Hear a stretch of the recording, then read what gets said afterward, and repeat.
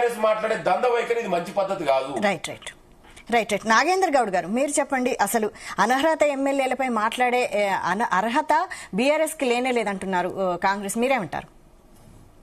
ఇప్పుడు వీళ్ళది చూస్తుంటే ఏంటంటే మేము దొంగతనం చేస్తాము, మేము మర్డర్లు చేస్తాము, అన్ని చేస్తాము, మళ్ళా మాకున్న అధికారాలు అన్నిటి మీద ప్రజాస్వామ్యంలో ఏమైనా లొసుకులు ఉంటే వాటిని పట్టుకోవాలని చూస్తున్నారు. నేను ఒక్కటేమంటున్నా అంటే కాంగ్రెస్ పార్టీ ఫిరాయింపు బిల్లు వాళ్లకు వారసత్వంగా వచ్చిన పార్టీ ఏదైతే ఉందో, రాజీవ్ గాంధీ గారు అప్పుడు తెచ్చిన బిల్లును వీళ్ళే ప్రథమంగా వీళ్ళే బిల్లు తెచ్చారు, వీళ్ళే ప్రథమంగా దాన్ని విస్మరించడం జరిగింది, దాన్ని బేఖదరు చేయడం జరిగింది. నేనేమంటున్నా అంటే ఇప్పుడు తెలంగాణ ఉద్యమం జరిగినప్పుడు లింగం గారికి తెలిసి ఉండాలి, తెలంగాణ ఉద్యమం జరిగినప్పుడు ఎన్నిసార్లు మేము రాజీనామాలు చేసినాం. రాజీనామాలు చేస్తే ఆ రోజు కాంగ్రెస్ పార్టీ స్పీకర్ ఉన్నాడు, మరి మా ఇమ్మీడియట్ గా రాజీనామాలు ఆమోదించాలి. అదే సమైక్యవాదులు ఏదైతే కాంగ్రెస్ తెలుగుదేశంకు చెందిన శాసనసభ్యులు చేస్తే నాంచుకుంటూ పోవాలి, వాటిని ఎప్పుడు కూడా ఆమోదించిన పాపంలో పోయిన పరిస్థితి లేదు.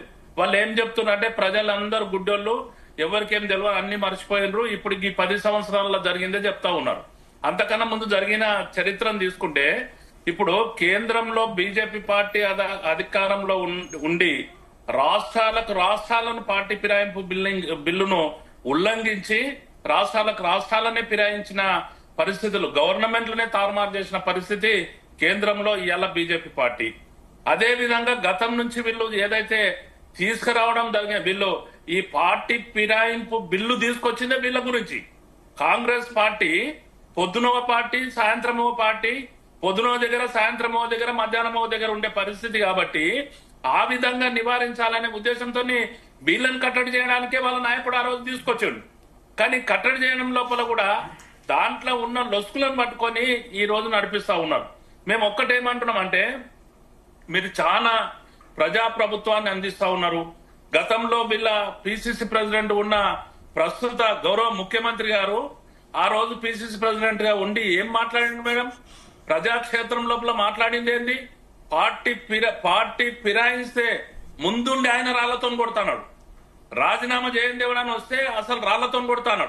ఈ రోజు వల్ల ఇన్ఛార్జ్ ఉన్న నటరాజన్ గారు కూడా ఆమె కూడా క్లియర్ గా చెప్తున్నది, వలస వచ్చిన వాళ్ళు వెయిట్ చేయాల్సిందే అంటున్నది. అంటే ఈ విధంగా బయటికి ఒకటి మాట్లాడుకుంటూ లోపల ఒకటి చేసుకుంటూ ఈ రోజు 10 మందిని మీరు రాజీనామా చేయించడంలో తప్పేమున్నది? హైకోర్టును, న్యాయస్థానాలను తప్పుపట్టే విధంగా ఏదైతే ప్రస్తావిస్తున్నారో ఇది ఎంతవరకు ప్రజాస్వామ్యం కరెక్ట్? ఇవాళ రాజ్యాంగ ఉల్లంఘన జరుగుతున్నప్పుడు ఎవరు దీన్ని పరిరక్షించేది? ఎవరు పరిరక్షించాలి? అత్యున్నత న్యాయస్థానంను ఇవాళ క్వశ్చన్ చేసే పరిస్థితికి వస్తా ఉన్నారు. నోటీసులు ఇచ్చే స్టేజ్ వరకు వచ్చింది. ఎక్కడ మందలించినా కూడా వాళ్ళు కదలిక లేదు. మీరు ఎప్పుడు రాజీనామా చేస్తారు? ఎట్లాంటి వాడు కోర్టు నుంచి వచ్చిందంటే సుప్రీం కోర్టు నుంచి మీరు అసలు ఎప్పుడు వీళ్ళ మీద చర్యలు తీసుకుంటారు? ఈ పీరియడ్ లో తీసుకుంటారా? మొత్తం పీరియడ్ అయిపోయినాక తీసుకుంటారా? 5 సంవత్సరాలు దాటినాక తీసుకుంటారా అనే చర్చ జరిగినప్పుడు కూడా చలనం లేకుండా, రాజ్యాంగ ఉల్లంఘన జరిగినప్పుడు, ప్రజాస్వామ్యానికే అంతరాయం ఏర్పడ్డప్పుడు, కూని జరుగుతున్నప్పుడు కోర్టులు, న్యాయస్థానాలు, న్యాయవాదులు, మేధావులు అందరు కదలరా? ఈ 10 మెంబర్స్ ఏదైతే రాజీనామా చేసిండ్రో, 10 మెంబర్స్ ఎప్పుడైతే పార్టీ మారిండో ఇమ్మీడియట్ గా రాజీనామా చేయించానంటివి, ఎన్నికలకు రానుంటివి. నీవు ప్రజాప్రభుత్వాన్ని అందిస్తున్నావు కదా, గవర్నర్ గారితో తప్పుల తడక చదివించినావు కదా ఏదైతే అసెంబ్లీ లోపల, అవన్నీ గిట్ట నిజమైతే నీకే ఓట్లేస్తారు కదా, మరి రాజీనామా చేయడానికి ఎందుకు భయపడుతున్నావు? ఎందుకొరకు జరుగుతుంది? 10 మందిని తక్షణమే ప్రజాస్వామ్యబద్ధంగా కోర్టులు ఏవైతే నడుస్తున్నాయో న్యాయస్థానాల మీద పూర్తి స్థాయిలో బీఆర్ఎస్ పార్టీకి నమ్మకం ఉన్నది. ప్రజాక్షేత్రం లోపల తేల్చుకోవడానికి కూడా మేము ప్రజలను నమ్ముకొని ఉన్న వ్యక్తులము.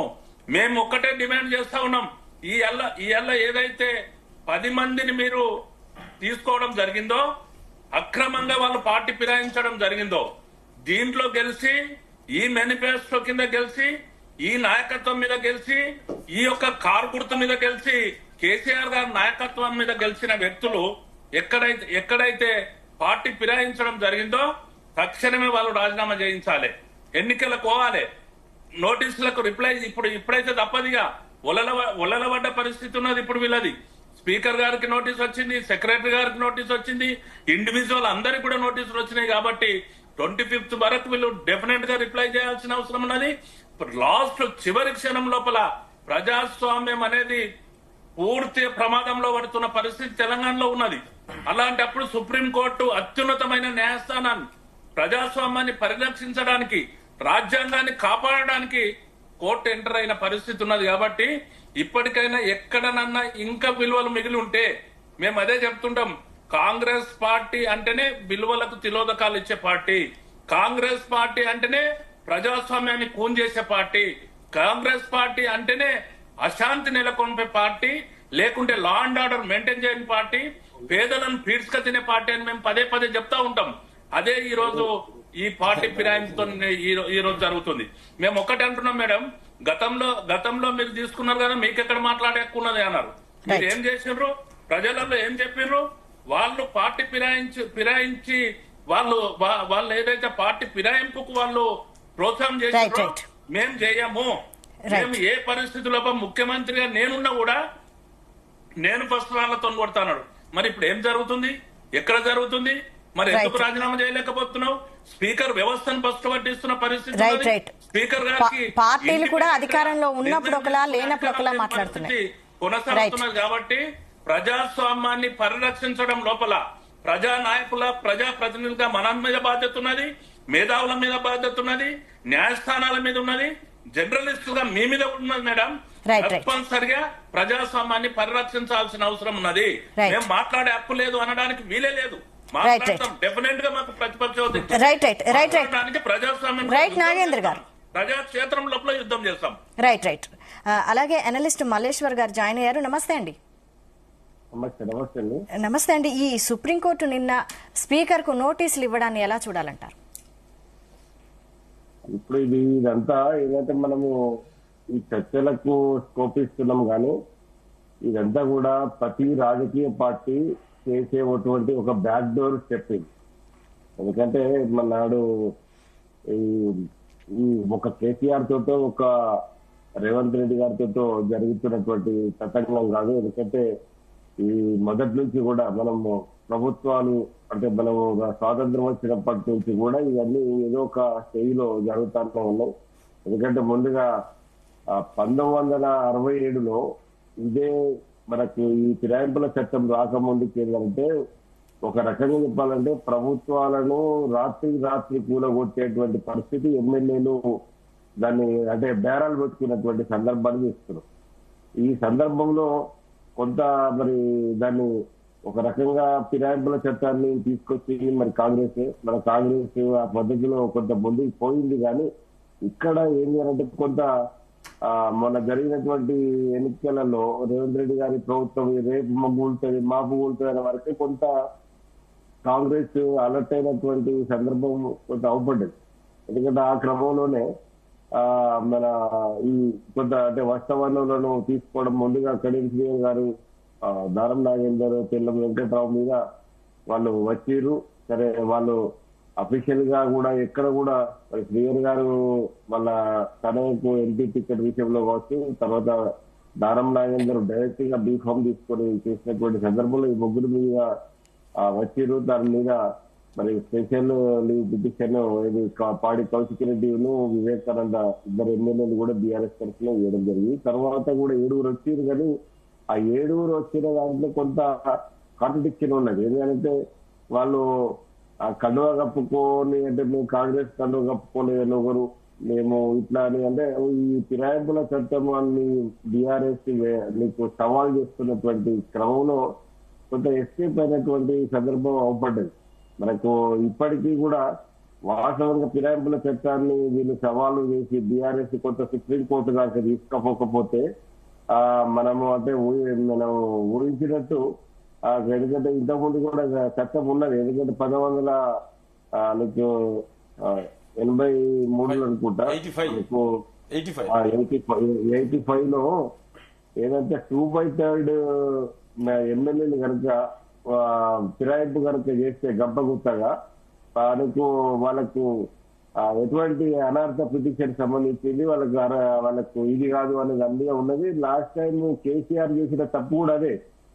కేసీఆర్ 88 సీట్లు ఉండగా వాళ్ళని పిలిచి వాళ్ళను విలీనం చేసుకొని 2/3 చేసుకొని ఏదో కాంగ్రెస్ ను మనము పూర్తిగా లేదు